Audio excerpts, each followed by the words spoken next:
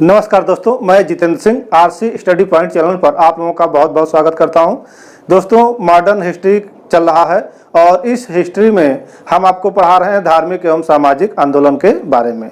तो आज हम स्वामी विवेकानंद जी के बारे में बताएंगे और भी आंदोलनों के बारे में बताएंगे इस वीडियो में। तो दोस्तों, इस वीडियो को शुरू करने से पहले आप हमारे इस वीडियो को लाइक, शेयर और सब्सक्राइब जरूर कर दीजिए, क्योंकि हम आप लोगों के लिए बहुत ज़्यादा मेहनत करते हैं। तो आप लोग भी थोड़ी सी मेहनत कर लीजिए। तो आज हम आपको पढ़ाएंगे स्वामी विवेकानंद के बारे में।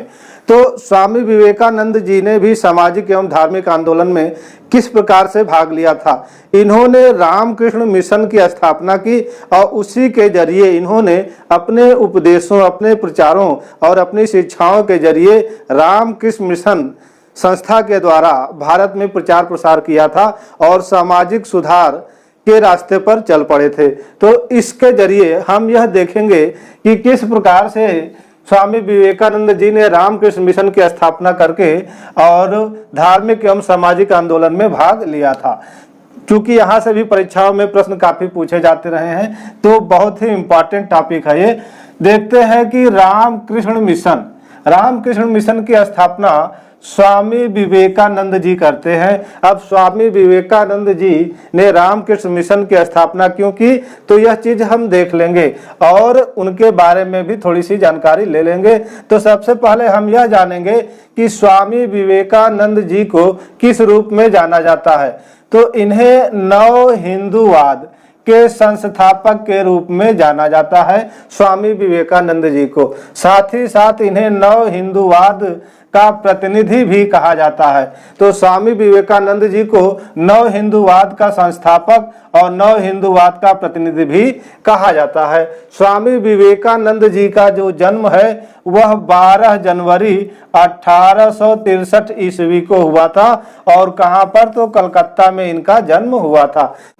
12 जनवरी की आप डेट देख रहे हैं। तो वर्तमान समय में 12 जनवरी को युवा दिवस मनाया जाता है। यानी स्वामी विवेकानंद जी के जन्मदिन पर, जो कि 12 जनवरी को हुआ था, इसी दिन युवा दिवस भी मनाया जाता है। कई बार पूछा गया है इसको परीक्षा में। स्वामी विवेकानंद जी का वास्तविक नाम नरेंद्र नाथ दत्त था। तो नरेंद्र नाथ दत्त से स्वामी विवेकानंद कैसे बने, यह हम आपको आगे बताएंगे। तो इनके पिताजी का क्या नाम था, तो विश्वनाथ दत्त इनके पिताजी का नाम था और इनकी माता का नाम भुवनेश्वरी देवी था। पिता का नाम विश्वनाथ दत्त, माता का नाम भुवनेश्वरी देवी था। स्वामी विवेकानंद की मृत्यु के बारे में भी प्रश्न पूछा जाता है। तो इनकी मृत्यु 4 जुलाई 1902 ईस्वी को कलकत्ता में हुई थी। इनकी मृत्यु बड़ी ही अल्प आयु में हुई थी। पूछा गया था एक बार कि इनकी मृत्यु कितने वर्ष की अवस्था में हुई थी, तो जब यह 39 वर्ष के थे तभी इनकी मृत्यु 4 जुलाई 1902 को कलकत्ता में हो जाती है। स्वामी विवेकानंद जी के गुरु कौन थे, तो स्वामी विवेकानंद जी ने रामकृष्ण परमहंस को अपना गुरु माना था। रामकृष्ण परमहंस जो थे वह सभी धर्मों को समान दृष्टि से देखते थे और इनका प्रभाव बहुत ज्यादा स्वामी विवेकानंद जी पर पड़ा। तो स्वामी विवेकानंद जी की प्रथम भेंट 1880 में हुई थी रामकृष्ण परमहंस जी से। उसके बाद रामकृष्ण परमहंस जी ने इन्हें शिक्षाएं दी, जिनके वजह से स्वामी विवेकानंद जी ने इन्हें अपना गुरु माना था। तो रामकृष्ण परमहंस जी के बारे में भी देख लेते हैं। रामकृष्ण परमहंस का वास्तविक नाम गदाधर चट्टोपाध्याय था। गदाधर चट्टोपाध्याय किसका नाम था, तो रामकृष्ण परमहंस का नाम था। ये जो रामकृष्ण परमहंस जी थे, यह कलकत्ता में गंगा नदी के किनारे एक स्थान था दक्षिणेश्वर, और यहीं पर एक मंदिर था काली देवी का मंदिर, और इसी मंदिर में रामकृष्ण परमहंस पुजारी थे। इसी मंदिर के वजह से, इस स्थान के वजह से रामकृष्ण परमहंस को दक्षिणेश्वर का संत कहा जाता था, यानी रामकृष्ण परमहंस दक्षिणेश्वर का संत के रूप में प्रसिद्ध थे। तो आपने देखा कि उनके गुरु कौन थे, स्वामी विवेकानंद जी के रामकृष्ण परमहंस थे। प्रथम भेंट होती है 1880 ईस्वी में। रामकृष्ण परमहंस का वास्तविक नाम गदाधर चट्टोपाध्याय था और रामकृष्ण परमहंस जी जो थे वह कलकत्ता में गंगा नदी के किनारे दक्षिणेश्वर नामक स्थान पर काली देवी मंदिर के पुजारी थे और इन्हें दक्षिणेश्वर का संत जाना जाता था। इसी प्रकार हम स्वामी विवेकानंद जी के बारे में और चीजें देखेंगे। 1886 की बात आती है। 1886 में रामकृष्ण मठ की स्थापना की थी स्वामी विवेकानंद जी ने। कहां पर? कलकत्ता में की थी। याद रखिएगा रामकृष्ण मठ और रामकृष्ण मिशन दोनों अलग हैं। तो रामकृष्ण मठ की स्थापना उन्होंने कब की? 1886 ईस्वी में। इसके बाद रामकृष्ण परमहंस जी ने स्वामी विवेकानंद जी से कहा कि आपको अगर वास्तविक ज्ञान चाहिए तो आप भारत का भ्रमण करिए। इसके लिए स्वामी विवेकानंद जी तैयार हो गए और उन्होंने भारत भ्रमण का निर्णय लिया और वो भारत भ्रमण पर निकल गए और भारत का भ्रमण करते करते वह राजस्थान पहुंचे और जब राजस्थान पहुंचे तो खेतड़ी रियासत में पहुंचे थे और राजस्थान के जब खेतड़ी रियासत में पहुंचे तो वहां के महाराजा कुंवर अजीत राज सिंह से इनकी भेंट होती है और कुंवर अजीत राज सिंह इनसे बहुत ही प्रभावित होते हैं। उस समय कुंवर अजीत राज सिंह के पास एक न्योता आया था विश्व धर्म सम्मेलन से, वहां किसी प्रतिनिधि को इन्हें भेजना था। तो अजीत राज सिंह ने सोचा कि जो स्वामी विवेकानंद जी हैं इनको काफी ज्ञान भी है और प्लस इनको इंग्लिश आती है, क्योंकि विदेश में धर्म सम्मेलन था और वहां पे अंग्रेजी में ही बात करना था। तो इसलिए कुंवर अजीत सिंह ने क्या किया कि 1893 ईस्वी में स्वामी विवेकानंद जी को अमेरिका भेजा और कहा? अमेरिका के शिकागो शहर में, क्योंकि अमेरिका के शिकागो शहर में ही प्रथम विश्व धर्म सम्मेलन का आयोजन किया जा रहा था और इसी विश्व धर्म सम्मेलन में उन्हें भाग लेने के लिए कुंवर अजीत राज सिंह ने 1893 ईस्वी में अमेरिका के शिकागो शहर भेजा था और वह जो स्वामी विवेकानंद जी थे वह हिंदू धर्म के प्रतिनिधि के रूप में भाग लिए थे। कहाँ? प्रथम विश्व धर्म सम्मेलन में भाग लेने के लिए भेज दिया, लेकिन भेजने से पहले कुंवर अजीत राज सिंह ने स्वामी विवेकानंद जी से कहा, जो कि उस समय उनका नाम क्या था? नरेंद्र नाथ दत्त, यानी नरेंद्र नाथ दत्त जी से कहा कुंवर अजीत राज सिंह ने कि ऐसा है कि आप अपना नाम परिवर्तित करके प्रथम विश्व धर्म सम्मेलन में भाग लीजिए। तो इन्हीं के सुझाव पर नरेंद्र नाथ दत्त जी ने अपना नाम बदल करके स्वामी विवेकानंद रख लिया था। कई बार पूछा भी गया है। स्वामी विवेकानंद नाम रख करके वह 1893 ईस्वी में कुंवर अजीत राज सिंह के खर्चे पर अमेरिका के शिकागो शहर पहुंचते हैं और प्रथम विश्व धर्म सम्मेलन में भाग लेते हैं। और किस प्रतिनिधि के रूप में? तो हिंदू धर्म के प्रतिनिधि के रूप में भाग लेते हैं। सम्मेलन चल रहा होता है, कई धर्मों के लोग बारी बारी से अपना भाषण दे रहे थे। जब विवेकानंद जी का भाषण देने का नंबर आया और वह किस दिन आया? तो 19 सितंबर 1893 ईस्वी को इन्होंने भाषण दिया था। तो जब 19 सितंबर 1893 ईस्वी को भाषण देने का जब इनका नंबर आया तो इन्होंने देखा कि पब्लिक बैठी हुई है और एक बात इन्होंने और नोटिस किया था कि जो भी धर्म के लोग यहाँ आकर के भाषण देते थे वह सिर्फ अपने धर्म के बारे में ही गुणगान करते थे। तो स्वामी विवेकानंद जी को बहुत ही कम समय मिला था भाषण देने के लिए। तो स्वामी विवेकानंद जी जैसे स्टेज पर पहुंचते हैं तो उन्होंने पहला शब्द यही बोला था कि लेडीज एंड जेंटलमैन। तो इस शब्द से उन्होंने अपने भाषण की शुरुआत की। तो जैसे ही इन्होंने लेडीज एंड जेंटलमैन कहा, पूरा हाल जो था वह तालियों से गड़गड़ा उठा। क्यों? क्योंकि अभी तक किसी भी धर्म के लोगों ने, किसी भी आचार्य ने इस शब्द को नहीं कहा था, क्योंकि सारी जनता अमेरिका की थी, विश्व के थे, सब सुन रहे थे, लेकिन अभी तक किसी ने उनको ऐसा संबोधन नहीं किया था। इतने पे ही ताली बजने लगी और इनका भाषण इतना ओजस्वपूर्ण था कि लोग सुनते ही रह गए। ये कई दिन तक वहां भाषण देते ही रह गए, क्योंकि इनको सुनना वहां की जनता बहुत ज्यादा पसंद कर रही थी। और इनके भाषण के बारे में अमेरिका का एक अखबार था the New York Herald. The New York Herald ने उनके भाषण के विषय में लिखा था। पूछा जाता है, कई बार पूछा भी गया है कि किस न्यूज़पेपर में उनका भाषण छपा था, तो द न्यूयॉर्क हेराल्ड में। ये कहाँ का समाचार पत्र था? तो अमेरिका का था। स्वामी विवेकानंद जी को तूफानी भ्रमण करने वाला साधु भी कहा गया है, और यह जब अमेरिका गए थे तो वहां पर यह 3 वर्ष तक रहे थे। कहाँ? शिकागो में यह 3 वर्ष तक रहे थे। और उसी दौरान इन्होंने 1896 ईस्वी में न्यूयॉर्क में वेदांत सोसाइटी की स्थापना की थी। साथ ही साथ कैलिफोर्निया में शांति आश्रम की भी स्थापना की थी। तो इस प्रकार आपने देखा कि अमेरिका प्रवास के दौरान जब वह भाषण दे रहे थे, उस समय वह वहां पर 3 वर्ष के लिए रुके, और उसी समय 1896 ईस्वी में न्यूयॉर्क में वेदांत सोसाइटी और कैलिफोर्निया में शांति आश्रम की स्थापना की थी। इसके बाद 1897 में स्वामी विवेकानंद स्वदेश लौटाए, भारत लौटाए, और इसी वर्ष जब वह भारत लौट करके आए थे, कहीं कहीं किताबों में 96 भी दिया हुआ है, तो उसके लिए आप कंफ्यूजन न होइए, क्योंकि 1897 या 96 में से कोई एक ही डेट देगा परीक्षा में। तो 1897 में स्वदेश आने के बाद उसी वर्ष 1897 में ही स्वामी विवेकानंद जी ने रामकृष्ण मिशन की स्थापना की थी। और कहाँ की थी? तो कलकत्ता में की थी। याद रखिएगा, रामकृष्ण मिशन की स्थापना 1897 में की थी। और इन्होंने इस मिशन के 2 मुख्यालय बनाए थे। जो पहला मुख्यालय था वह कलकत्ता में बेलूर नामक स्थान पर था। तो कलकत्ता के बेलूर नामक स्थान पर इन्होंने रामकृष्ण मिशन का मुख्यालय बनाया था। इसके बाद इन्होंने जो दूसरा मुख्यालय बनाया रामकृष्ण मिशन का, वह था मायावती नामक स्थान पर। मायावती नामक स्थान पर दूसरा मुख्यालय बनाया गया। और यह मायावती कहाँ पड़ता है? तो यह अल्मोड़ा जिले में पड़ता है।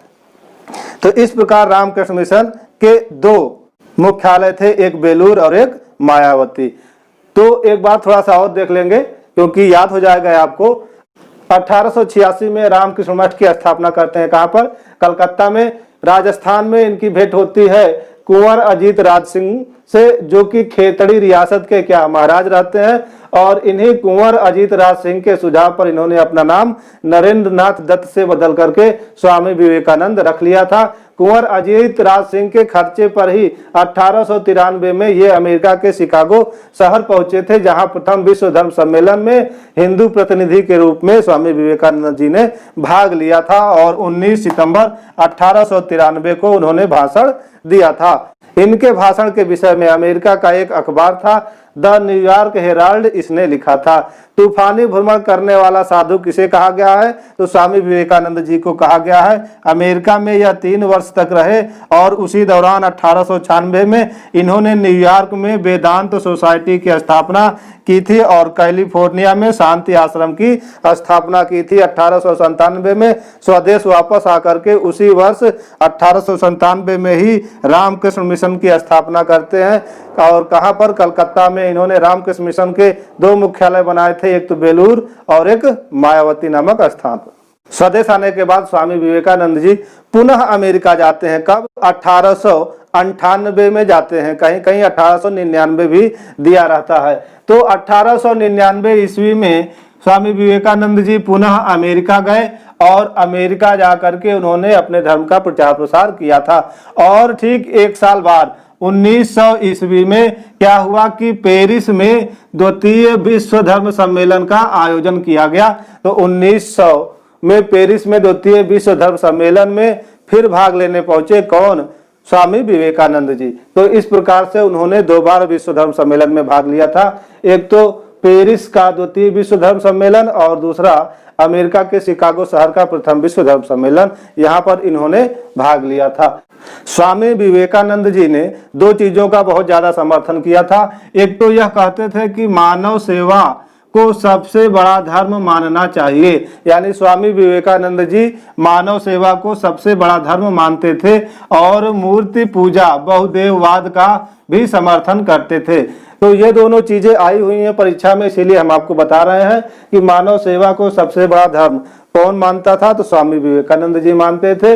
मूर्ति पूजा और बहुदेववाद का समर्थन किसने किया, तो स्वामी विवेकानंद जी ने किया था। इसी प्रकार सुभाष चंद्र बोस ने स्वामी विवेकानंद जी के बारे में कुछ वक्तव्य कहा है। जैसे सुभाष चंद्र बोस ने स्वामी विवेकानंद जी को आधुनिक राष्ट्रीय आंदोलन का आध्यात्मिक पिता कहा है। याद रखिएगा, आधुनिक राष्ट्रीय आंदोलन का आध्यात्मिक पिता सुभाष चंद्र बोस ने किसे कहा था, तो स्वामी विवेकानंद जी को कहा था। इसी प्रकार सुभाष चंद्र बोस ने ही स्वामी विवेकानंद जी को आधुनिक भारत के निर्माता के रूप में भी मानते हैं। उनका मानना था कि स्वामी विवेकानंद जी आधुनिक भारत के निर्माता है। तो इस प्रकार से सुभाष चंद्र बोस ने किसे कहा था आधुनिक भारत का निर्माता, तो स्वामी विवेकानंद जी को।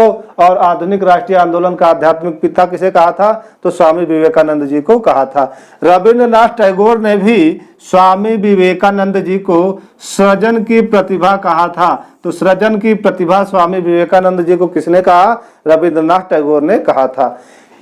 एक लेडीज थी मार्गरेट नोबल, जो कि आयरिश मूल की महिला थी और यह शिष्या बन गई किसकी, स्वामी विवेकानंद जी की। और स्वामी विवेकानंद जी ने जब इन्हें अपनी शिष्या बनाया तो उन्हें एक नया नाम दिया, क्या, सिस्टर निवेदिता। तो पूछा जाता है कि सिस्टर निवेदिता किसका नाम था, तो मार्गरेट नोबल का नाम था। और यह नाम किसने दिया था, तो स्वामी विवेकानंद जी ने दिया था।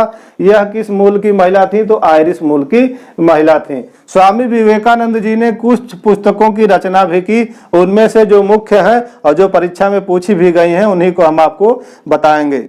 स्वामी विवेकानंद जी ने मैं समाजवादी हूँ नामक पुस्तक की रचना की। इसके बाद राजयोग, कर्मयोग और ज्ञान योग भी स्वामी विवेकानंद की लिखित पुस्तकें हैं। तो इस प्रकार से स्वामी विवेकानंद जी ने मैं समाजवादी हूँ पूछा गया है, राजयोग ये भी पूछा गया है, कर्मयोग, ज्ञान योग, इस पुस्तकों की रचना किसने की थी, तो स्वामी विवेकानंद जी ने की थी। स्वामी विवेकानंद जी ने अपने विचारों का प्रकाशन 2 पत्रिकाओं में करवाया था।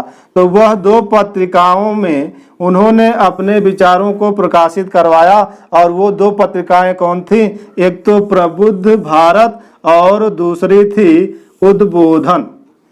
2 पत्रिकाएं, प्रबुद्ध भारत जो अंग्रेजी भाषा में छपती थी और उद्बोधन जो बंगाली भाषा में छपती थी।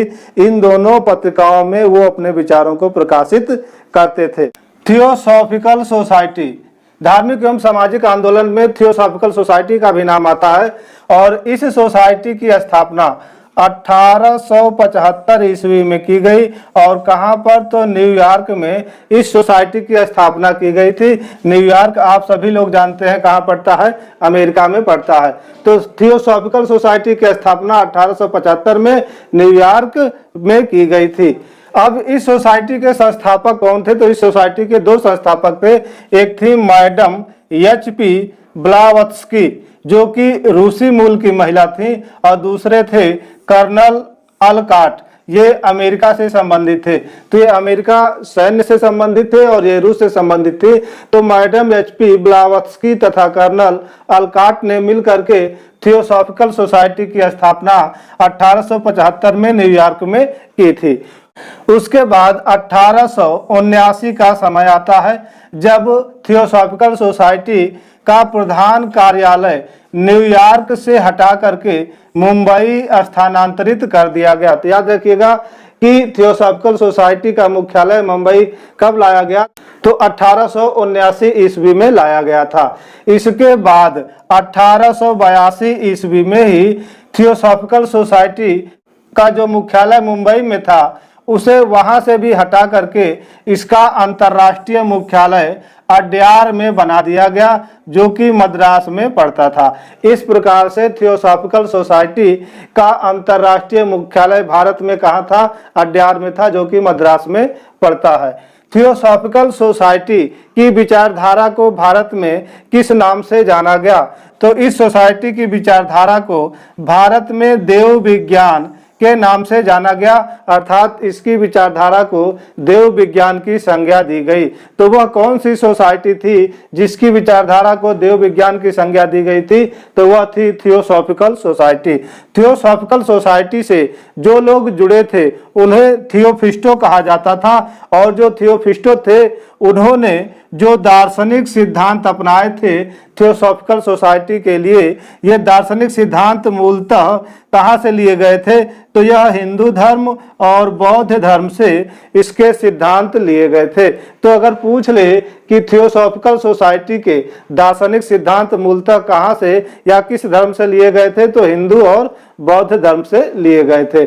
थियोसॉफिकल सोसाइटी के साथ एक घटना और घटी, क्या कि 1888 ईस्वी में इस सोसाइटी से एक नई लेडी जुड़ गई जिनका नाम था एनी बेसेंट। एनी बेसेंट ने 1888 ईस्वी में थियोसॉफिकल सोसाइटी की सदस्यता ग्रहण की, और यह सदस्यता भारत में नहीं बल्कि इन्होंने इसकी सदस्यता इंग्लैंड में ग्रहण की थी। इस प्रकार एनी बेसेंट ने 1888 ईस्वी में इंग्लैंड में थियोसॉफिकल सोसाइटी की सदस्यता ग्रहण की थी। अब एनी बेसेंट के बारे में भी थोड़ी सी जानकारी ले लेंगे क्योंकि यहाँ से प्रश्न काफी पूछे जाते हैं। तो एनी बेसेंट ने 1893 ईस्वी के शिकागो विश्व धर्म सम्मेलन में भी भाग लिया था। तो क्वेश्चन अगर आ जाए कि स्वामी विवेकानंद के अलावा वह कौन सा भारतीय था जिसने शिकागो विश्व धर्म सम्मेलन में भाग लिया था, तो वह थी एनी बेसेंट। एनी बेसेंट जब भारत आई और उन्होंने थियोसॉफिकल सोसाइटी का कार्यभार संभाला, तब वह भारत में माँ बसंती या बसंती देवी के नाम से प्रचलित हुई। तो माँ बसंती या बसंती देवी किसे कहा गया है? तो एनी बेसेंट को कहा गया है। जैसे महात्मा गांधी अन्य स्वतंत्रताकारी जो थे उन्होंने एनी बेसेंट को बसंती देवी ही कह करके पुकारा था। 1898 की घटना है कि एनी बेसेंट कुछ करना चाहती थी, एक स्कूल खोलना चाहती थी, उनको जगह मिल नहीं रही थी। तब वह कहाँ गई? तो 1898 में वह गई काशी नरेश के पास, और काशी नरेश उस समय कौन था? महाराजा प्रभु नारायण सिंह। तो महाराजा प्रभु नारायण सिंह के पास एनी बेसेंट गई और उनसे कुछ जमीन मांगी ताकि वह एक स्कूल की स्थापना कर सके। तो इस प्रकार महाराजा प्रभु नारायण सिंह ने बनारस में उन्हें जमीन दी, और उसी जमीन पर बनारस में 1898 में ही एनी बेसेंट ने सेंट्रल हिंदू कॉलेज की स्थापना की थी। तो सेंट्रल हिंदू कॉलेज की स्थापना किसने की थी? बनारस में एनी बेसेंट ने की थी। एनी बेसेंट के बाद इस कॉलेज का फिर से पुनरुद्धार किया गया और इसके विकास में सहयोग दिया गया।